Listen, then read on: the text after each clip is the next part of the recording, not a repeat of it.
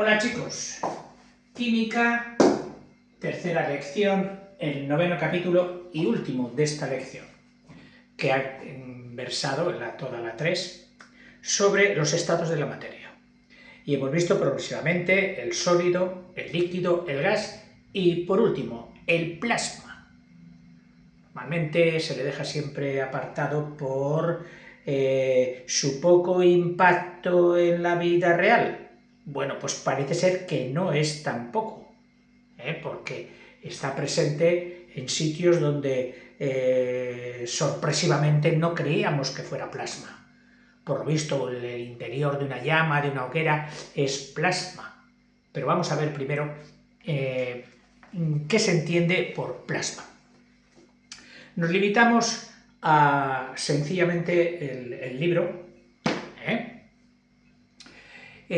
aunque fue escrito hace unos años, y el uso del plasma no estaba tan en boca de los medios científicos como hoy. Pero ya nos dejó el profe aquí, mi querido profesor Alfonso, los rasgos fundamentales, las líneas fundamentales para entender muy bien, muy didácticamente lo que es el plasma. Dice: los estados sólido, líquido y gas son tres formas diferentes de la misma materia. Tres modificaciones particulares por las que pueden pasar sucesivamente casi todas las sustancias y que únicamente dependen del grado de calor al que se les expone. Y viene todo este párrafo entrecomillado. ¿Por qué? Porque dice, en las últimas palabras del párrafo arriba citado de Lavoisier, o sea que es del famoso químico Lavoisier, el párrafo que os he leído, podemos ver implícitamente incluido un nuevo estado de la materia descubierto en estos últimos años, el plasma. A mi profe le habría encantado saber qué se está haciendo hoy con el plasma. Le habría encantado, seguramente. Pero bueno, son los destinos de nuestra vida. Estar en unas circunstancias limitadas. ¿Vale? Cuando nos morimos, pues ya dejamos la ciencia en manos de los que nos sucedan, como él tuvo que hacer. Sabemos en efecto que si calentamos un gas, algunos electrones periféricos, algunos electrones de la corteza núcleo, protones y neutrones, están rodeados. Esto siempre, este tipo de dibujo, es muy imaginativo, poco real, porque los electrones realmente están a muchísima mayor distancia de lo que revelaría esta escala que hemos puesto aquí de protones y neutrones. Bueno, pues por aquí estarían nuestros amigos los electrones corticales, que es el adjetivo de corteza. Dice, o periféricos, de la periferia. Dice, pues se escapan de los átomos y el gas, o sea, un electrón, otro electrón, se escapa de los átomos, te dicen bye bye y se marcha. Se marcha. Claro, todo esto que en principio estaba equilibrado electrostáticamente, el átomo era neutro, ahora, al haberse escapado cargas negativas, él se ha quedado cargado positivamente. A ver si le hago una cruz de requiscatipaceno. Dice, a una el periférico se acaba y el gas se queda ionizado, que eso es un ion, un átomo cargado. Si se han escapado electrones, queda cargado positivamente. Si ha adquirido electrones, que no va a ser el caso del plasma, pero en otras reacciones químicas sí que lo era, ya lo hemos visto, pues entonces se habría cargado negativamente. O sea que puede haber iones positivos y iones negativos. En el caso del plasma solo hablaremos de iones positivos, puesto que el gran calor al que se somete el gas hace que los electrones corticales se vayan emigrando, vayan marchando. A una temperatura determinada, la materia ionizada, gasificada, por supuesto, se presenta, por tanto, como una mezcla formada por, o sea, ¿qué sería el plasma? Bueno, lo que va a llamar plasma sería una mezcla formada por iones positivos, como por ejemplo ese. Iones positivos. Lógicamente, los electrones que se han escapado del átomo, pero persisten en el cubículo o en la estancia donde nosotros tenemos ese gas. Electrones. Y por último, los átomos que no hubieran sido despojados de ningún electrón todavía, que serían pues átomos neutros. Átomos o moléculas, conjunto de átomos, pero todo en un compacto neutro. Y todo esto es lo que constituye nuestro protagonista de hoy, que es el plasma. Se podría proseguir la ionización, o sea, cómo proseguir todavía el aumento de iones positivos e ir quitando el de átomos o moléculas neutras, pues solamente dando calor, más calor, más calor. Se podría proseguir la ionización sin más que suministrar la energía necesaria hasta dejar al núcleo completamente despojado de su corteza.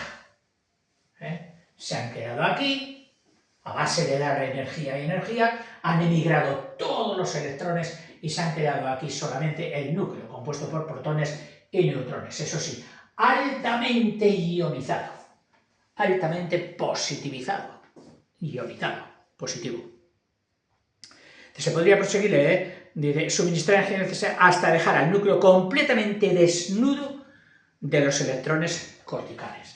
Entonces el plasma ya solo tendría iones positivos, que diríamos, ya no serían iones, serían átomos desnudos,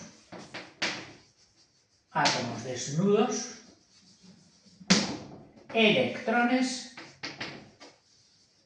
todos los emigrados, y ya no habría átomos ni moléculas neutras.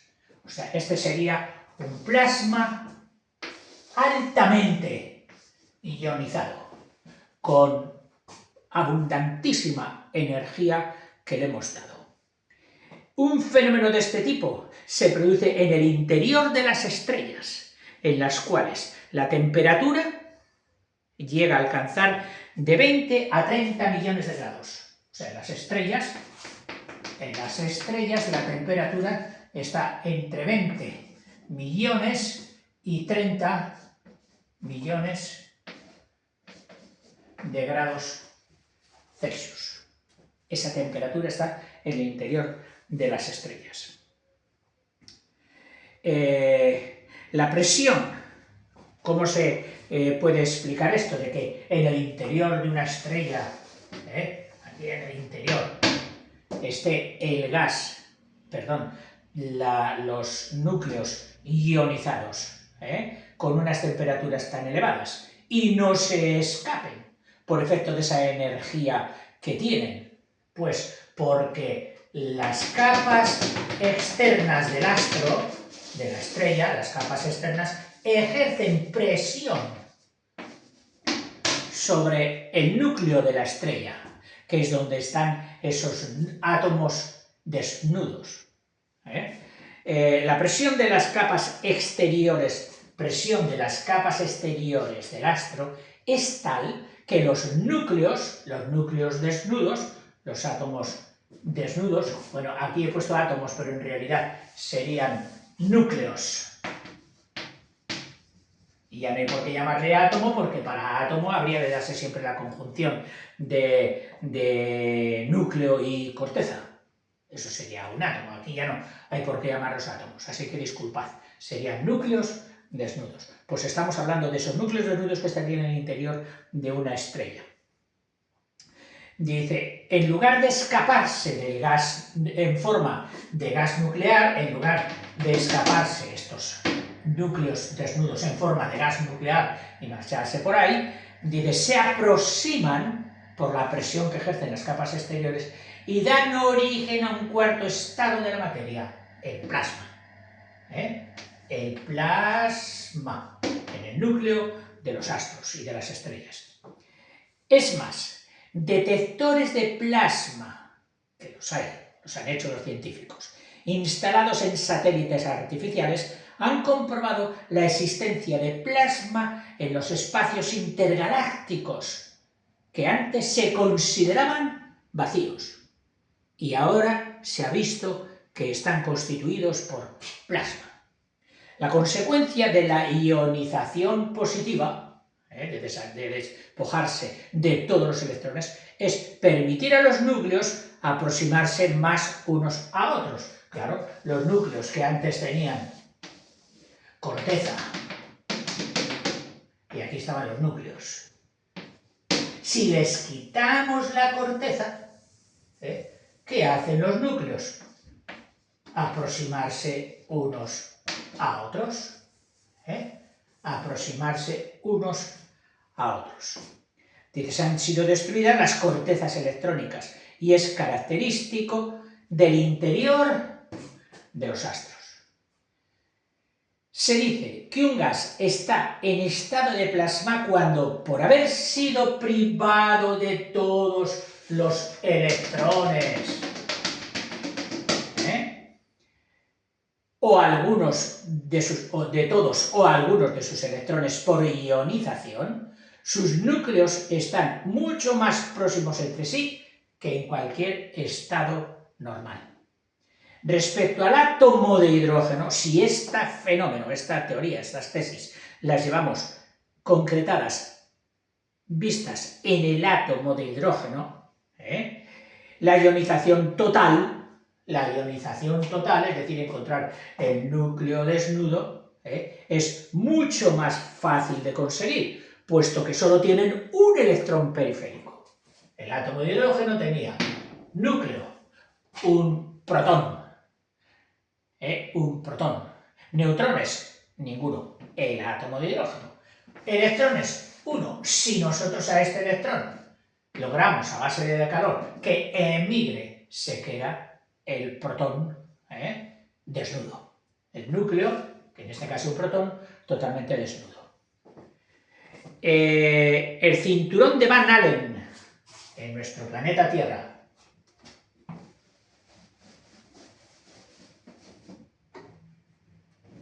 En las altas capas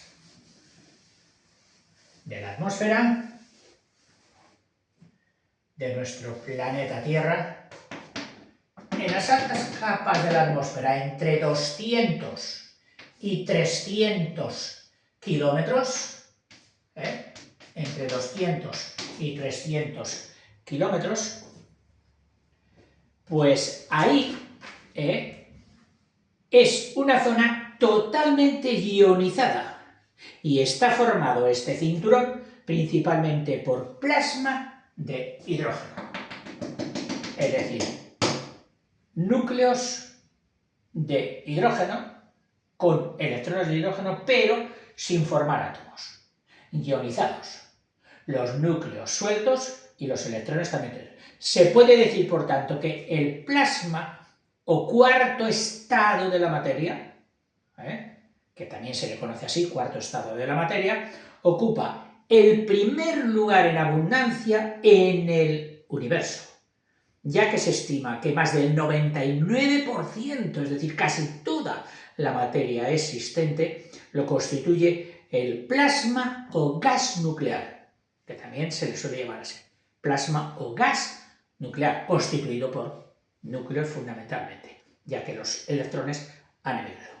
Contrariamente a los gases simples, al gas, al gas de nitrógeno, al gas de hidrógeno, al gas clorhídrico, etc. Dice, el plasma es conductor de la corriente eléctrica. sea, todos los gases no son conductores de la corriente eléctrica, pero este sí, el plasma sí. Dice, ¿por qué? Porque está ionizado, tiene signo positivo y su conductividad aumenta con la temperatura. Es decir, llega a ser un superconductor. Todo el plasma positivo es altamente conductor, sensible a los campos eléctricos y magnéticos. Se le podrá mover, confinar, atraer con campos eléctricos o magnéticos. Hoy empieza a obtenerse, dice mi profe, hoy, cuando le escribe aquello, dice, empieza a obtenerse el plasma en los reactores de fusión. Hasta entonces la energía atómica, sabéis que se había obtenido en reactores de fisión. Fisión es rotura. Lo contrario de fusión. Fusión es unión, sintetizar, juntar dos en uno, o varios en uno, fundir.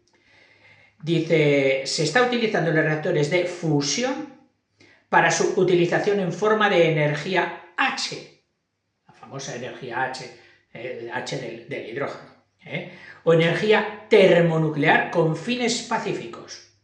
Y nos da aquí el nombre de 3 de los pioneros de aquellos reactores. Nos menciona el Stellarator, el Z, el OGRA, etc.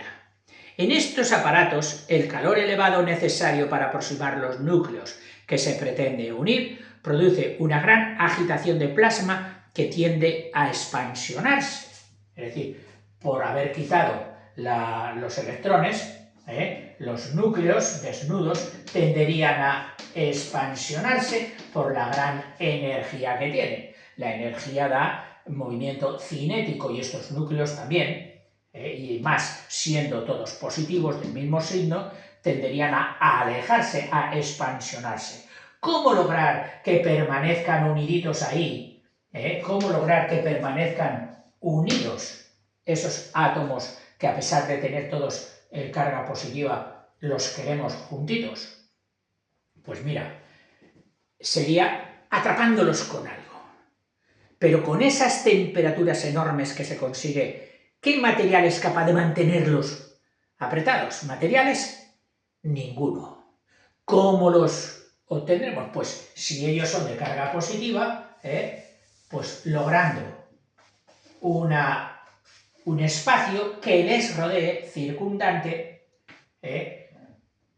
de tipo también positivo, que les repela y los mantenga aquí apretaditos. Este campo positivo suele ser magnético, es decir, hace el efecto de confinación, pero vamos, te lo leo para que veas tal como te lo pone aquí. Dice, hoy empieza a tenerse tal. En estos aparatos, el calor elevado necesario para aproximar los núcleos que se pretende unir produce una gran agitación del plasma, de los núcleos, que tiende a expansionarse, que tiende a separarse. Para impedirlo, no se pueden utilizar cámaras materiales, paredes materiales, ya que se fundirían a esas temperaturas elevadísimas. Más de 100 millones de grados se han llegado a, ya veremos, ahora que te explicaré un poquito más del principal proyecto de plasma, o hecho a base de plasma, a 150 millones de grados. Varias veces la temperatura del interior del Sol. Es decir, el interior del Sol no tiene tanta temperatura como se han logrado en estos experimentos últimos. Dice, y además, estos átomos, si lograsen tocar las paredes que les hubiéramos puesto, estaríamos enfriándolos. Y no los podemos tocar materialmente, físicamente, con ningún material. Se consigue encerrar dentro de paredes inmateriales. Paredes inmateriales, que no tienen materia, producidas estas paredes, quienes son los campos magnéticos muy intensos. Aquí pone de 10 megagauss. Ya vamos a ver ahora, estos eran los primeros campos que se habían logrado en los primeros ensayos que nos cita el profesor. pero ahora vamos a ver los actuales.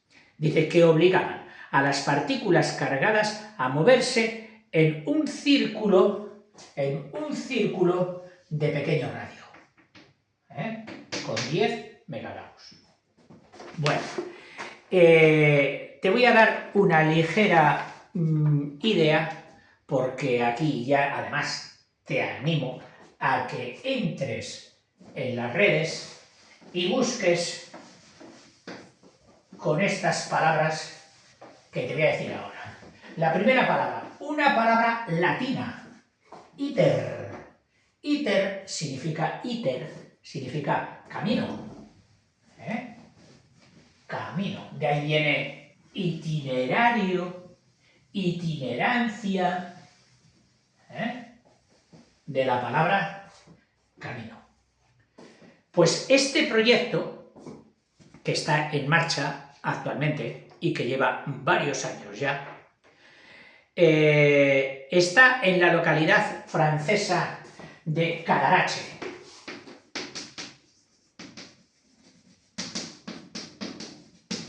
Que los franceses me dirían, profe, Cadarache.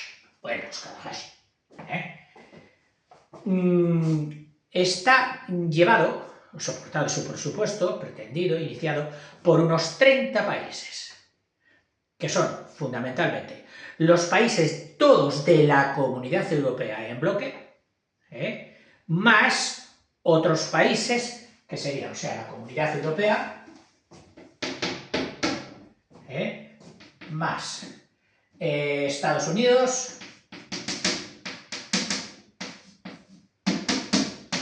Rusia, que fueron los dos primeros que iniciaron colaboraciones a este respecto, China, India,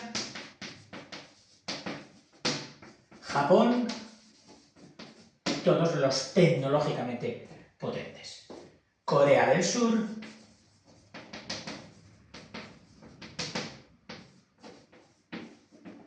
hoy desmembrado de la Comunidad Europea, tendríamos que poner Reino Unido. Reino Unido, es decir, Inglaterra, Escocia, Países de Gales, etc. Reino e Irlanda del Norte, Reino Unido. El presupuesto prácticamente que han absorbido o han asumido sería Comunidad Europea, 40%, pero no todos los países en la misma proporción. Francia ahí ha puesto, digamos, el mayor volumen de gasto, ha asumido. Ahí también estaría, en este 40%, el Reino Unido. Entonces luego quedan 1, 2, 3, 4, 5, 6, todos ellos al 10% cada uno, sumando el otro 60%, del presupuesto total. ¿Cuánto era ese presupuesto? Pues ha variado mucho, como casi todos estos proyectos. Empezó estimándose en unos 5.000 millones de dólares, 5.000 millones de dólares, y hoy ya van por los 25.000 millones de dólares. Esto hace que haya pues las dos posturas en la sociedad. Una, la del optimista, que dice que sí, que ahora en el año 25 empiezan ya los ensayos generales y que para el 35, es decir, en 2025, en este año, empiezan los ensayos generales y para el 2035 podría estar en pleno rendimiento. Fundamentalmente, se trata de conseguir que este proyecto, que es el proyecto, digamos, de las estrellas, produzca 10 veces, es decir, multiplique por 10 veces la energía inicial. O la energía necesaria para poner en estado de plasma a la materia que se confina. Es decir, si tú has utilizado un tanto de energía inicial y de ese tanto lo multiplicas por 10, siguiendo todo los corolarios de Einstein, aquellos de que la energía era igual a la masa por la velocidad de la luz al cuadrado. Pero bueno, con restricciones y con disminuciones por la realidad de lo que es el ensayo, la materia, etcétera, unas 10 veces. O sea, se utilizan tanta energía y obtendríamos 10 veces más. Y además en cantidades inconmensurables. Un solo gramo de este plasma daría tanta energía como muchísimas toneladas de carbón.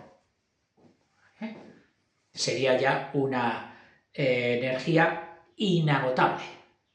Y además, con claras ventajas sobre la energía de fusión que hasta ahora hemos estado haciendo, rompiendo los átomos de uranio, los átomos grandes. Ahora no, se trata de coger los átomos mínimos, en concreto 2, o sea, el combustible prácticamente más que el hidrógeno van a ser 2 isótopos de el deuterio y el tritio, que como la misma nomenclatura, DEU2 sería el protón del hidrógeno más un neutrón de compañía, peso atómico 2. Este sería el deuterio. Deuterio que aún así solo tiene un electrón. Un electrón que empezaríamos por despejarle, mandarle muy lejos de él. Y el tritio, que tendría peso atómico 3, puesto que sería el protón inicial más 2 neutrones. Peso atómico 3. Pues cogiendo el deuterio y el tritio y fundiéndolos, estos átomos, primero despojándoles de su respectivo electrón, y fundiendo estos dos, confinándolos magnéticamente como se hace, pues tendríamos ahí la fusión. La fusión produciendo lo que sería un solo átomo. ¿Qué átomo saldría del deuterio y del tritio en esta fusión? Saldría el helio. El helio. Pero el helio, claro, más muchísima energía. Más un incremento de energía bárbaro. Sí, el gas residual, el gas resultante sería el helio, pero claro, acompañado de muchísima energía. Una de las ventajas es que el deuterio tenemos cantidades enormes en el agua de mar. Hay muchísimo deuterio y no difícil de extraer.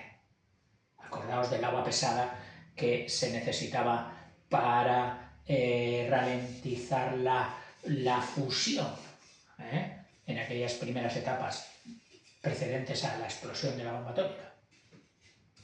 Y el tritio, sí, el tritio hay que obtenerlo, pero se obtiene fácilmente procedente del litio. Pero se ha conseguido que el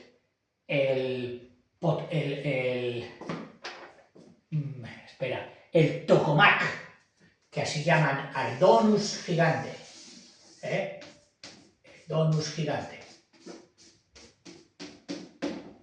la forma que tiene la cámara de confinamiento, tenga paredes con litio, y entonces el tritio que se iría consumiendo juntamente con el deuterio, al contacto con el litio, de las paredes, se iría regenerando automáticamente. Las temperaturas alcanzadas aquí en el interior del tokamak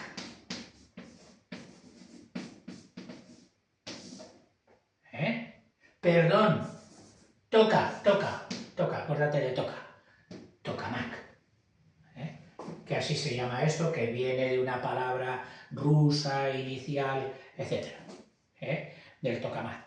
Pues la temperatura alcanzada aquí es de 150 millones de grados, que creo que ya te lo había dicho, 150 millones de grados Celsius. 15 veces aproximadamente la que se da en el interior del Sol, que sería de 10 millones, 10 y algo más. No habría radiaciones, que esto es lo más ventajoso, lo más peligroso de la fisión, de la rotura del átomo de uranio, era las perniciosas, las malísimas radiaciones que se desprendían de ahí, que había que coger luego los restos de la fisión y enterrarlos, confinarlos en pozos, bodegas hondísimas, y rodeados de hormigón, etcétera, para que sus radiaciones malas no nos llegasen a nosotros. Bueno, pues aquí no hay problema, no hay radiaciones perniciosas. El confinamiento magnético que se hace a base de producir imanes. Tú sabes que los imanes que utilizamos en la vida real, muchos de ellos son electroimanes. Electroimanes. Bueno, pues a base de esa capacidad de producir magnetismo, es enorme y se ha conseguido hasta los 13 teslas, que es la unidad magnética mayor, en honor, llamada así, del científico Tesla, que luego se ha cogido para fabricar coches, etcétera, etcétera.